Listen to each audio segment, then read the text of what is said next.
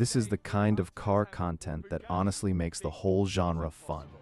Right from the jump, you get a clear goal and stakes. Matt and the team promising to do something Bugatti said was impossible is a great hook. It sets up a natural tension between factory-level procedure and grassroots problem-solving, and the video leans into that tension in a way that keeps you watching.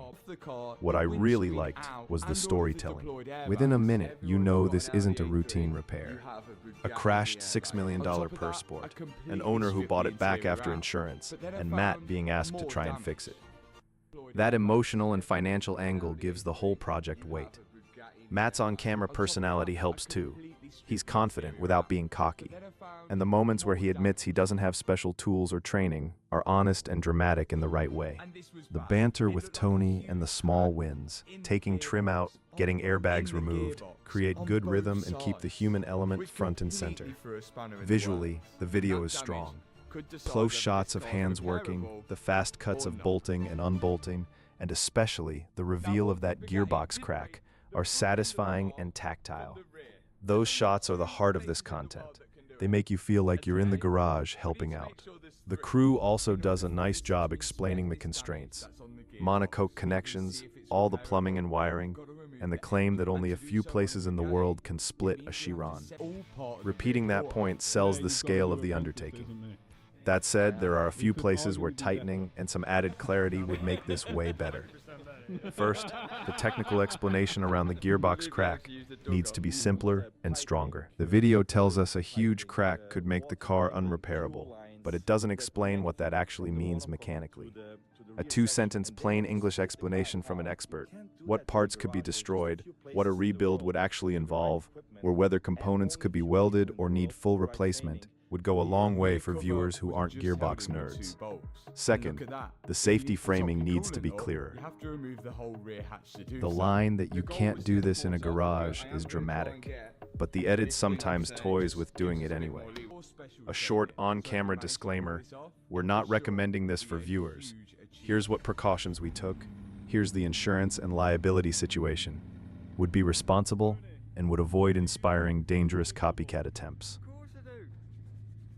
The edit leans on repetition to build drama, but it sometimes repeats the same idea. Bugatti won't help. Only a few places can do this, to the point it loses momentum. Tightening those repeated beats and using one or two strong mentions instead of multiple throwaway lines would keep the pace snappier. Similarly, the "we don't have special tools" angle is a good dramatic device, but the video would benefit from more specifics. What improvised methods and custom supports did they actually use? How did they distribute structural loads when separating the tubs? And what did they use to hold alignment?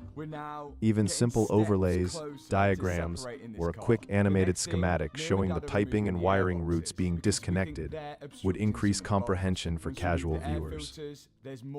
I'd also love to hear a 30 to 60 second voice clip from an experienced factory technician or a local specialist explaining the trickiest steps or the most fragile components. That would add authority and make the stakes clearer.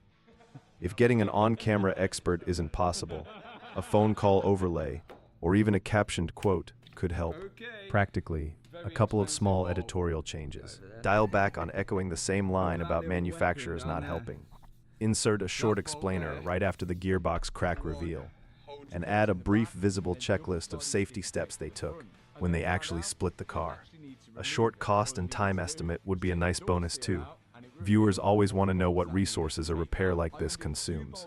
In the end, this is compelling, well-shot, and bold.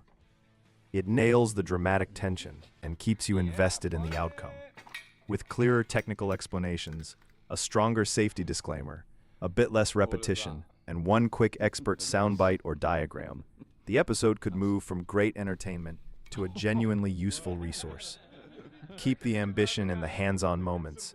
They're what make this series addictive, and tighten the explanatory pieces so viewers can appreciate not just the spectacle, but the how and why behind it.